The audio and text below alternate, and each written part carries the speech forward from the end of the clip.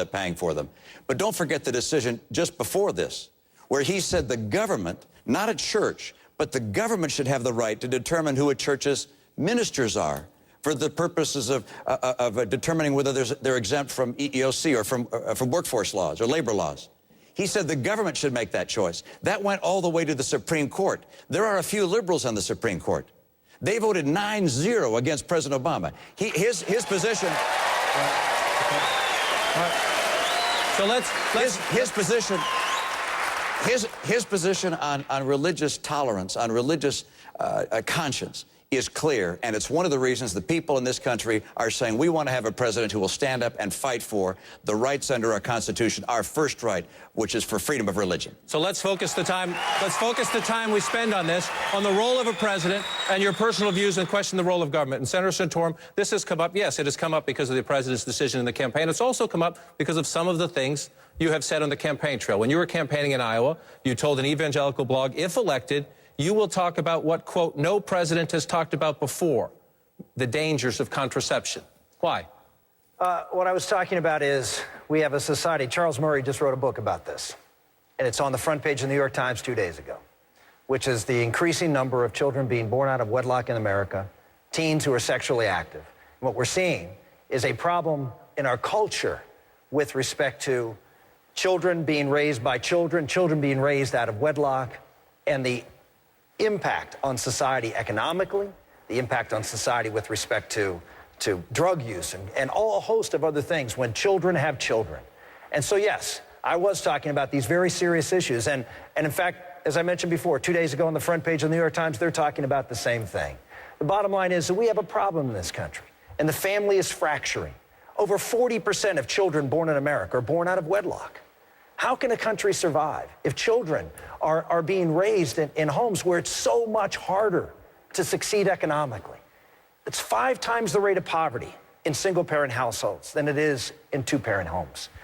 We can't have limited government, lower tax. We hear this all the time. So you cut spending, limit the government, everything will be fine.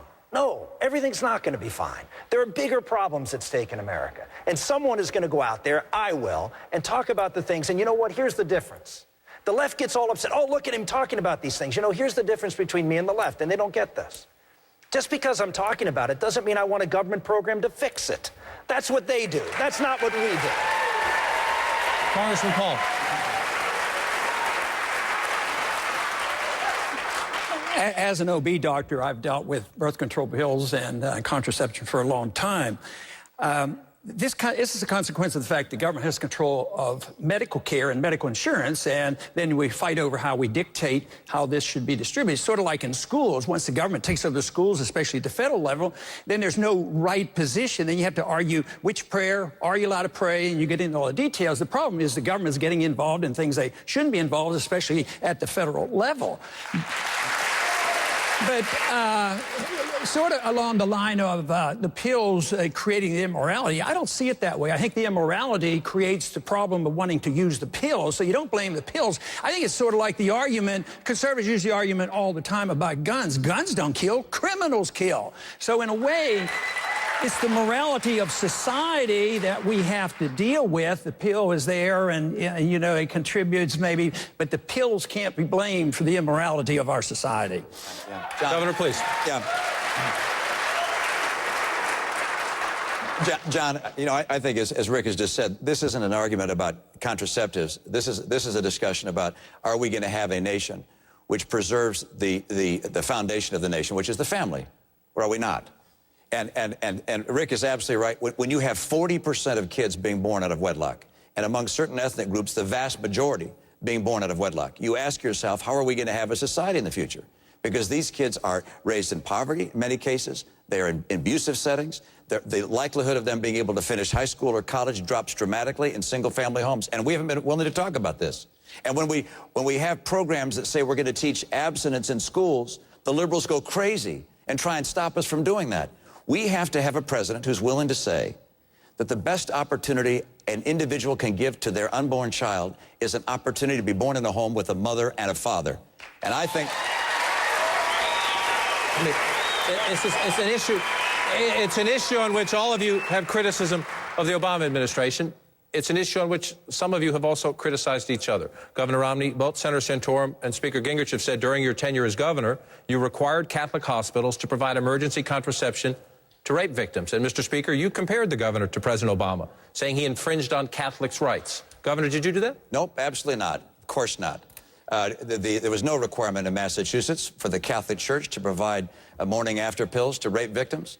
That was entirely voluntary on their part. There was no such requirement. Likewise, in the Massachusetts health care bill, there's a provision in Massachusetts general laws that says that people don't have to have coverage for contraceptives or other type of medical devices which are contrary to their religious teachings. Churches also don't have to provide that to entities which are either the church themselves or entities they control. So we have provisions that make sure that something of that nature does not occur. That's why when I worked very closely with the leaders of the Catholic Church, I met with the Cardinal a number of times and with his emissaries. We talked about the issues we were concerned about. We battled, for instance, to help the Catholic Church stay in the adoption business.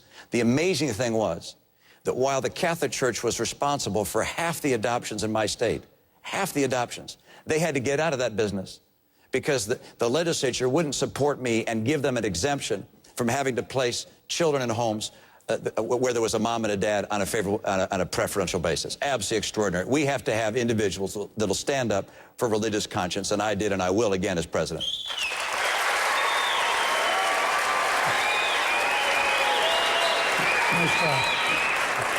Mr. Speaker? Well, the reports we got were quite clear that the Public Health Department was prepared to give a waiver to Catholic hospitals about a morning after abortion pill, and that the governor's office issued explicit instructions saying that they believed it wasn't possible under Massachusetts law to give them that waiver. Now, that was the newspaper reports that came out. That's something that both Senator Santorum and I have raised before. But I want to go a step further, because this makes a point that Ron Paul's been making for a generation and that people need to take very seriously. When you have government as the central provider of services, you inevitably move towards tyranny, because the government has the power of force.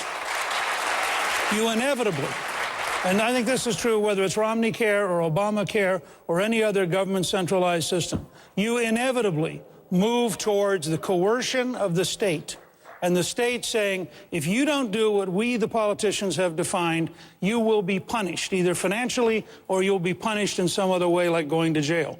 And that's why we are, I think, at an enormous crossroads in this country.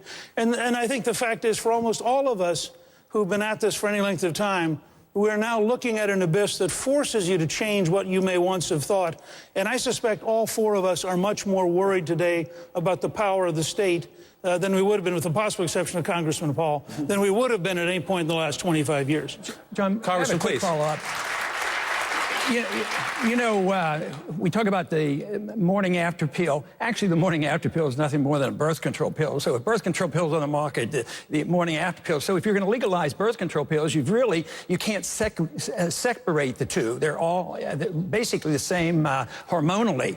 But once again, the question is, if you voted for Planned Parenthood, like the senator has, you voted for birth control pills. And you literally, because funds are fungible, you literally vote for abortion, because Planned Parenthood gets the money. Oh, I'll buy birth control pills, but then they have the money left over to do the abortion. So that's why you have to have a pretty strong resistance to voting for these bunches of bills put together. Planned Parenthood should get nothing, let alone designate how they spend. Senator Santorum.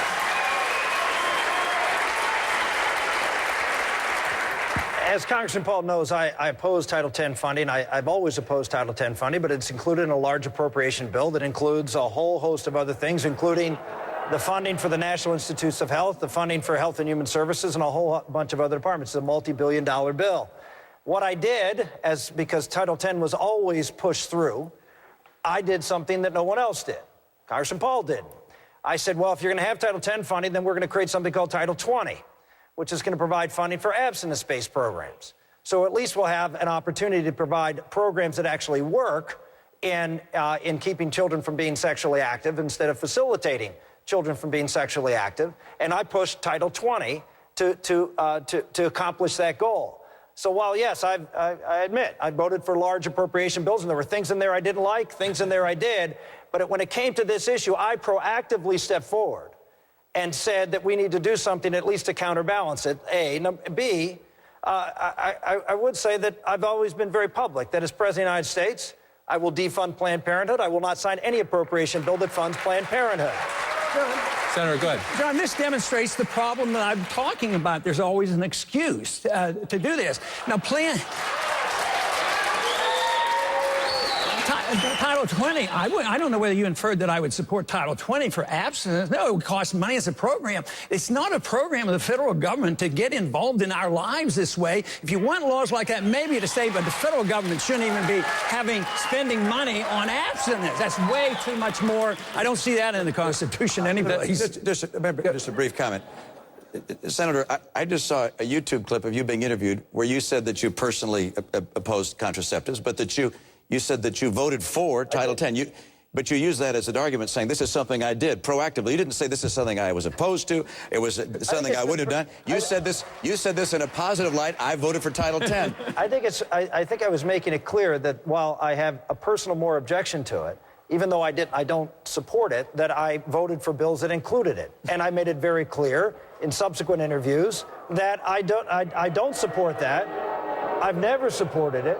And on an individual basis have voted against it. That's why I proposed Title 20 to counterbalance it. So, Governor Romney, I can just say that you were talking about this issue before of religious conscience and protections, but this is the whole reason this issue is alive is because of the bill that you drafted in Massachusetts, Romney Care, which was the model for Obamacare and the government takeover of health care.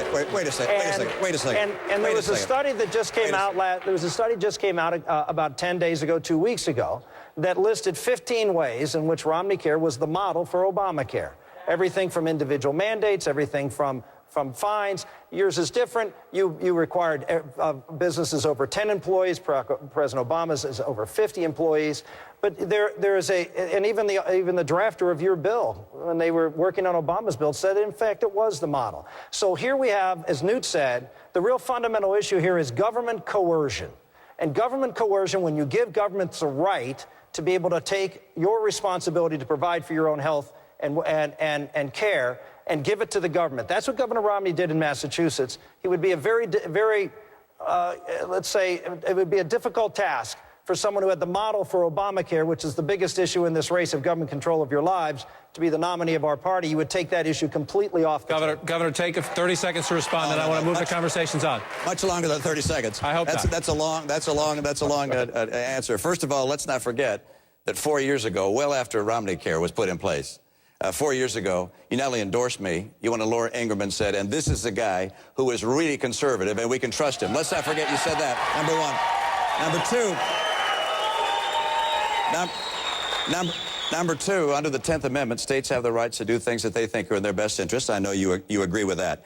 But let's point this out. Our bill was 70 pages. His bill is 2,700 pages. There's a lot in those 2,700 pages I don't agree with. And let me tell you, if I'm president of the United States, I will repeal Obamacare for a lot of reasons.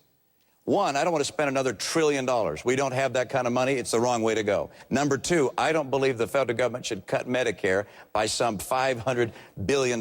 Number three, I don't think the federal government should raise taxes by $500 billion, and therefore I will repeal Obamacare. And let me mention one more.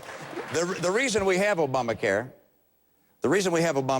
is because the senator you supported over Pat Toomey in Pennsylvania, Arlen Specter, the pro-choice senator of Pennsylvania that you supported and endorsed in a race over Pat Toomey, he voted for Obamacare. If you had not supported him, if we had said no to Arlen Specter, we would not have Obamacare. So don't look at me.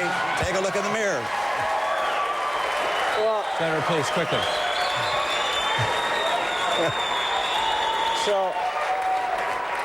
Okay, Governor, let's get this straight. First off, number one, you funded Romney Care through federal tax dollars through Medicaid. I know it well. It's called disproportionate share provider tax. About $400 million that you got from the federal taxpayers to underwrite Romney Care to make sure you didn't have to raise taxes right away. But of course you had to. You asked your governor with the $8 billion of tax increases he had to put in place. Yes, Governor, you balanced the budget for 4 years. You have a constitutional requirement to balance the budget in 4 years. No great shakes. I'm all for it. I'd like to see it federally, but don't go around bragging about something you have to do. Michael Dukakis balanced the budget for 10 years.